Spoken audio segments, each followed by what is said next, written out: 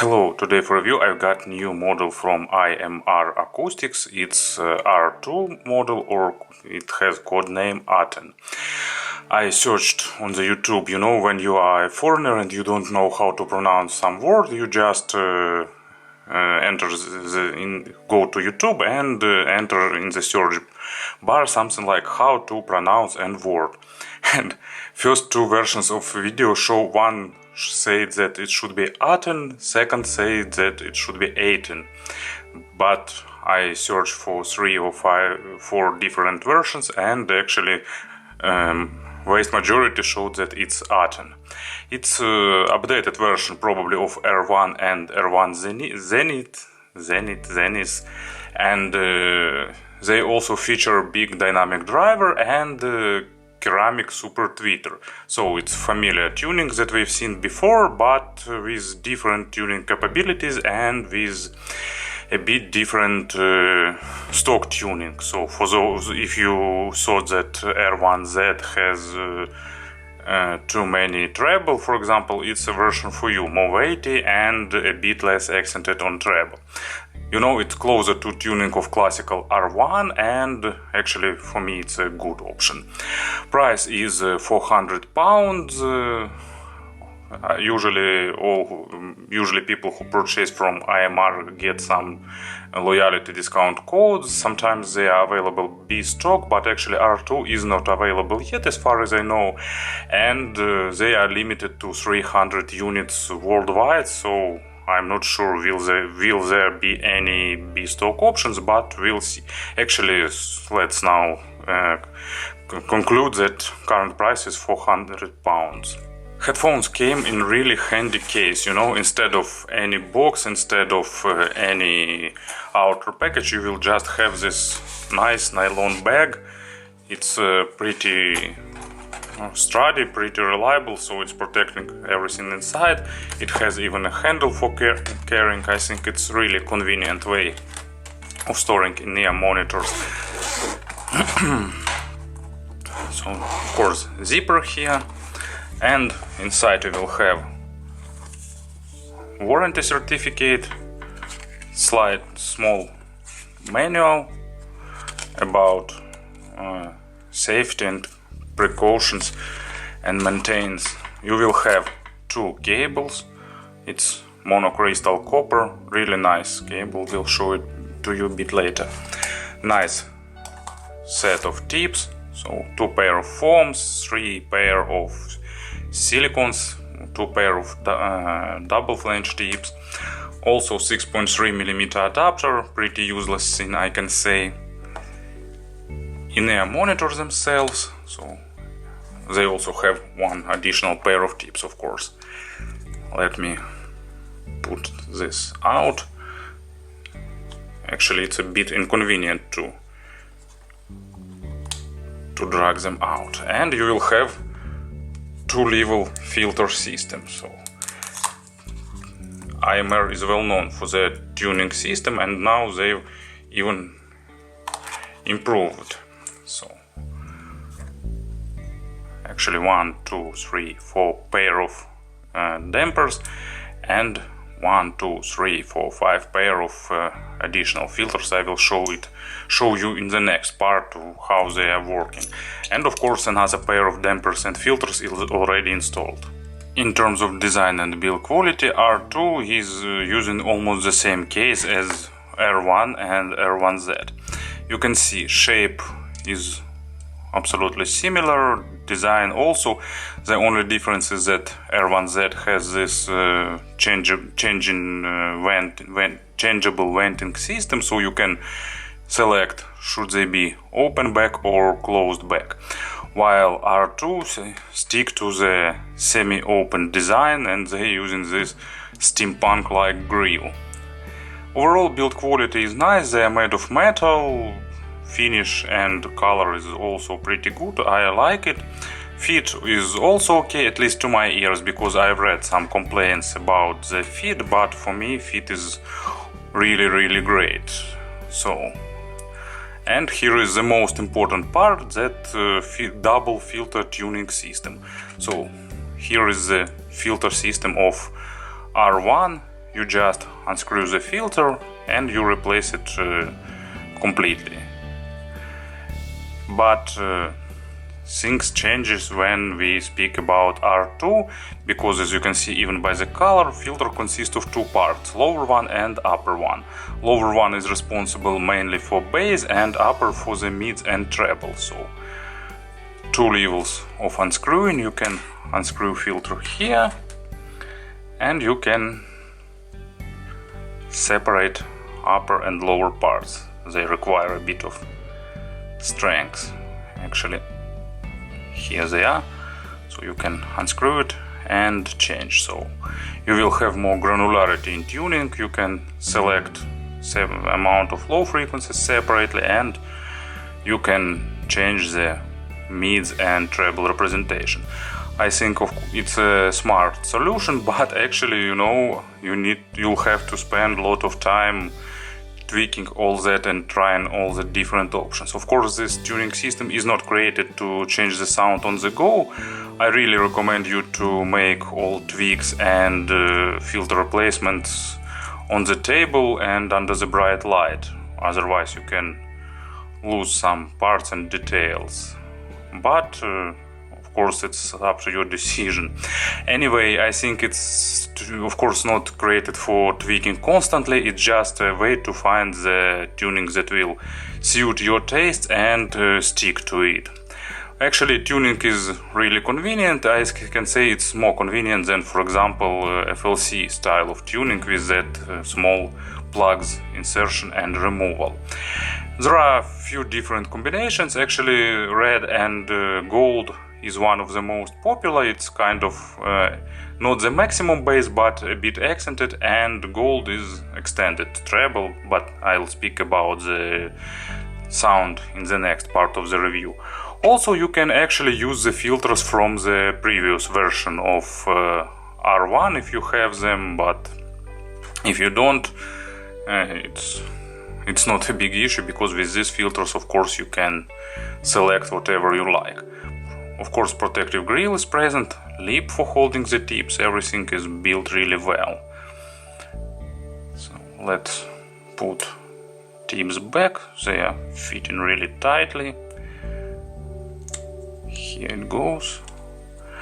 Okay, so 6 treble filters, 5 pair of bass filters, so 30 combinations. I think in next model IMR should implement additional level of filters to get like 180 tunings or even more. It would be fun. Of course, if you like to tweak it. So, and in this model also they heard the feedback about the previous models, and they've used another cable. So it's regular 2-pin connector with a notch to secure the proper polarity. But actually cable is looks much better now. Actually I like this regular black cable too. It's not looking fancy, but it's soft and it's really convenient. But now it's monocrystal copper, and it looks like 2 times more audiophilic, improving sound like 3 times, getting 3 times better sound. So no ear hooks, but they of course are banded to be wearing over the ear. And here it goes braided inside, looks pretty attractive. Just regular metal splitter with plastic chin slider, but cable actually it's soft, not super soft, but on the softer side. It's not getting hard when it's cold, it's really prone to tangling, microphonic effect is low, and here it goes braided down to the angled jack. And of course, as you've seen, you will get 2 cables, regular one and balanced one. I think it's a nice touch, and it's really convenient to have both cables in the accessories set. And of course about the sound. These in-ear monitors require burn-in, and actually they require really long burn-in. It's in-ear monitors created to prove that burn-in exists. Even people who were skeptical about that sometimes told on the forums that they notice the burn-in, and actually they require more than 100 hours of burn-in. Mine got about 140 until the sound settled, and during that burn-in process, sound changed few times. After about 50 hours it became much brighter, and after 70 hours that brightness calmed down. So it's I don't know what physics is behind that, but actually that's what I've heard, and I've spent a lot of time burning them in. Of course they require also a lot of your time and a lot of your efforts for the sound tuning. I've read Hetfi about R2, and probably the most popular version of tuning is red bottom and gold upper part. But actually I didn't decide yet what tuning I like more. Red one is middle in terms of bass, so black one is the bassiest and gold is second and red is third. This purple probably it's fourth, and I'm not sure, sometimes I like the more bass from red filters, but actually usually I prefer the pink one because I'm not a huge fan of bass in terms of quantity, but it still maintains the same quality. And as for tips, there are different versions. Gold one is one of the most extended in terms of treble, and sometimes it's bright, and even sometimes it's close to the Sibilance, but for me it's acceptable, because it gives more extended treble, and I like that. So you will have to spend some time experimenting and find the proper version. Also, of course, you can do some tip rolling and cable, but actually, stock cable suits them most. I've tried some cables that I have, for example, pure copper pure silver leads that I've got from Era in Ear. It made treble more layered, but at the same time they became too harsh. And copper cable, I'm sorry, I don't remember who did it. I got some thick copper cable. Its mids became too muffled. So actually I think AMR spent some time experimenting with cable, and stock cable suits them maybe not the most, but it's the best cable that I've got to try with them. I've got some MMCX cables, but I can't test them with these in-ear monitors. So you can try some cable rolling, but I'm not sure will it be successful. And of course you need to find the proper tips. I like them most of all with spiral dots, and actually with these stock tips they are also really good. And let's go back to the tuning, because so many to the sound, because so many tuning options that head goes round and round. So we need some player to show examples, and let's move on. So first thing that you will notice is the bass. Bass here is monumental, it's fundamental, it's huge, and at the same time it's well controlled. There are a lot of good pure balanced armature in-ear monitors, especially expensive one with good low frequencies that have weight, that have enough of body, but nothing can replace the good dynamic drivers in terms of sensation, in terms of impact, in terms of rumble. When we speak about bass, to create a solid and weighty and fundamental mature bass, you need to push big amount of air, and dynamic drivers is the best candidate here. Of course, it's a bit less resolving than pure balanced armatures, but at the same time, I think it's okay because it's still really good it still has really good resolution. It's really nice in texturing, and it's very well controlled. I don't know where IMR got that dynamic driver, but it's really technical and really good. Bass goes really low and it's controlled well all over all frequencies, so in terms of bass it's really great model. And actually with black filters it's kind of bass canon and it's super sensational, like some subwoofer sticking in your head. But of course I don't like such tuning, so I've selected currently these pink filters, but sometimes I using black one. Long time ago when I was in the high school, Prodigy released their Fate of the Land, and it was the most popular album ever, and sometimes I like to listen to it. And of course Funky Shit, Diesel Power and all other tracks have great bass line, but actually as an example of low frequencies I wanted to show you another track. Where are my playlists?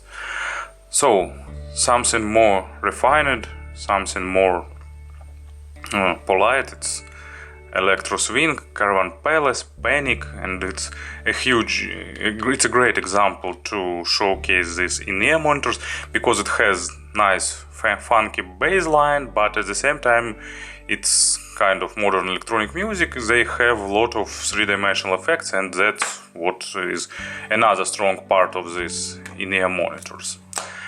So mids are also represented by this dynamic driver, so it's not balanced armatures in representation. It's not the model for those who want to have accent on the micro contrast, not the model for those who like dry, natural and thin representation.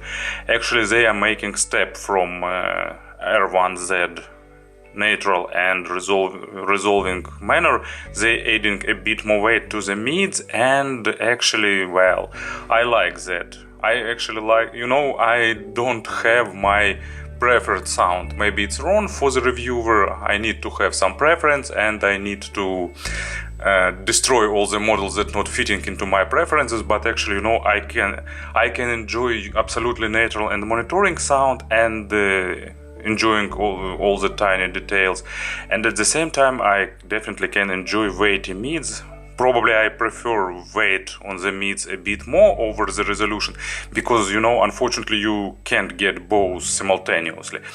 Well, you can, but it would be super expensive. So weight and resolution are like counterparts because they are connected. And adding more weight you will lose a bit of resolution, and tuning in your monitors it's a matter of finding the proper balance.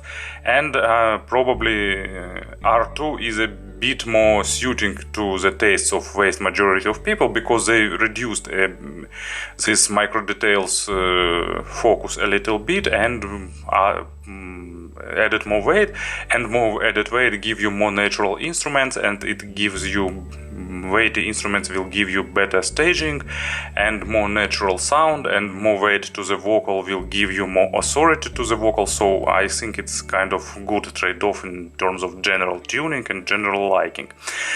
So nice weight on the mids, good resolution, not superb as balanced armatures, but really good, and really great attention to the details, really lifelike instruments and vocal.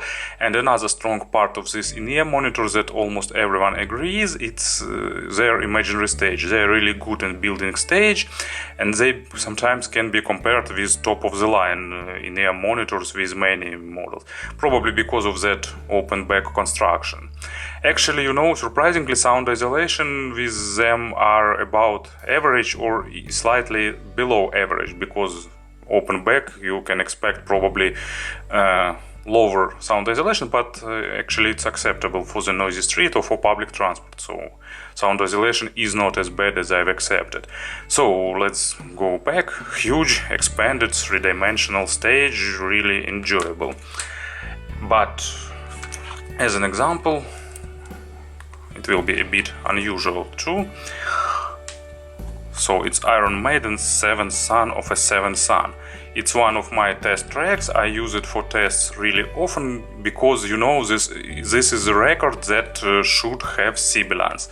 It's a really brightly recorded track, and when Bruce is singing that Seventh Son of a Seventh Son, that S should be a bit piercing and it should be a bit harsh. So it's a track that good in-ear monitors should show you the sibilance like I did now.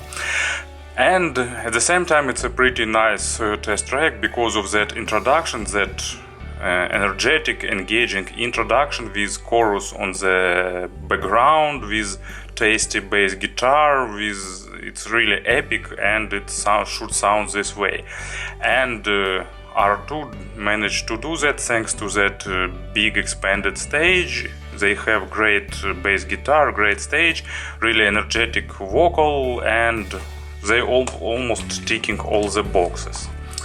And as for treble, of course, there are a lot of tweaking options. I prefer, well, a bit hot one with these gold filters, because I'll enjoy extended treble.